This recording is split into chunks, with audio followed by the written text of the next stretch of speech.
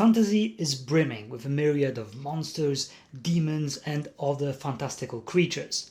Some are more creative than others, but no one can deny the fact that they are the sample of a fantastical universe. So, what makes a good monster design? Fantasy monsters are one of those things that needs to help our imagination and immerse ourselves more into the fantastical world that they are portrayed in. They also help us accept that this world is fantastical and mystical. All sorts of monsters fill a different role in that regard. Fairies for the sense of nature and mysticism, orcs and goblins for the sense of savageness and ruthlessness, and demons for the sense of dread and darkness. And there is one specific demon that is the father of all demons in fantasy. Lord of the Rings, Balrog. It was like a great shadow, in the middle of which was a dark form, of man shape maybe, yet greater, and the power and terror seems to be in it and to go before it. It came to the edge of the fire, and the light faded as if a cloud had bent over it. Then, with a rush, it leaped across the fissure. The flames roared up to greet it and wreathed about it, and the black smoke swirled in the air. Its streaming mane kindled and blazed behind it. In its right hand was a blade, like a stabbing tongue with fire.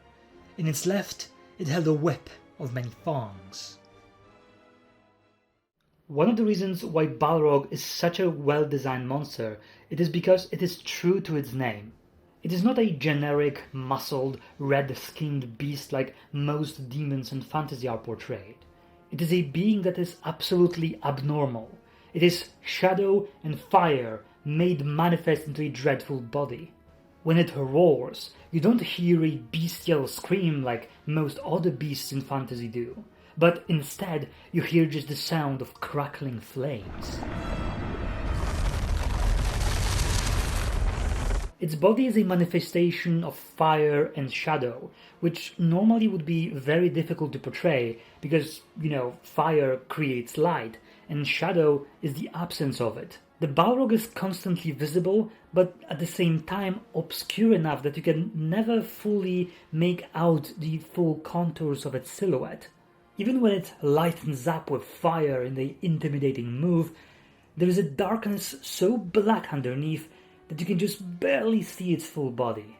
At the very end, when Gandalf smote his ruin upon the mountainside, and its body lies in the contrasting white snow without the flames and smoke, it is still quite difficult to make up the contours of its body. It is a creature of shadow and flame, and it is really accurately portrayed.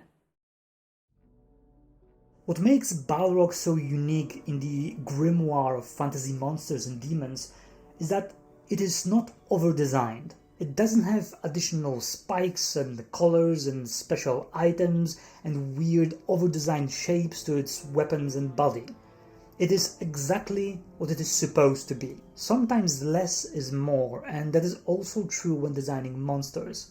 Just look at those, for example. Those demons look so busy and over the top that it's really hard to focus on the entire creature because there's so many things going on the picture. Also, imagine trying to make a description of those monsters that is accurate.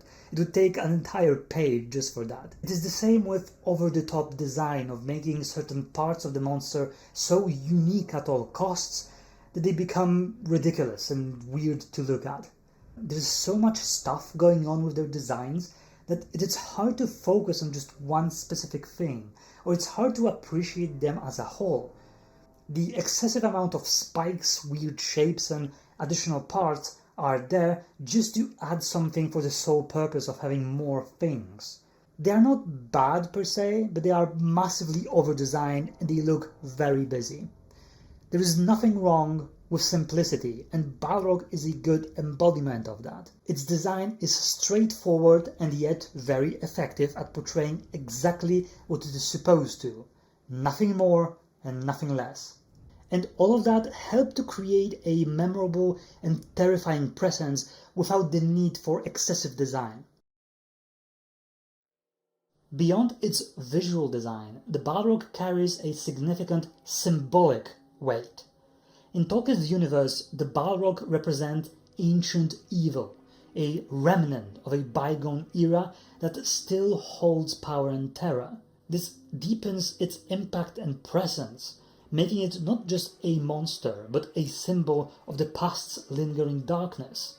Even if you know nothing about the First Age, Melkor, and the 7 Balrogs, yes, there was 7 of them, you still feel intimidating by the Balrog. Gandalf, the person who was the most knowledgeable in the Fellowship, the one who always knew what to say and what to do, and the one leading the Fellowship, is scared of him.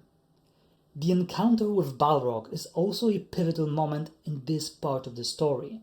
It marks a turning point, a point where it showcases the loss of Gandalf, the person who was able to bind all the Fellowship of the Ring together with its charisma and wisdom. So by the very fact that Gandalf, the beacon of wisdom, who was able to keep the entire Fellowship together, was removed from the picture by Balrog, makes it incredibly impactful.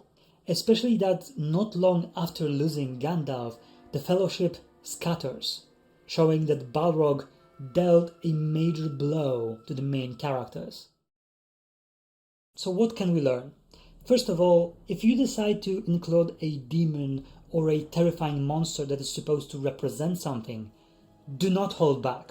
Don't make him a misunderstood character who was right all along or something.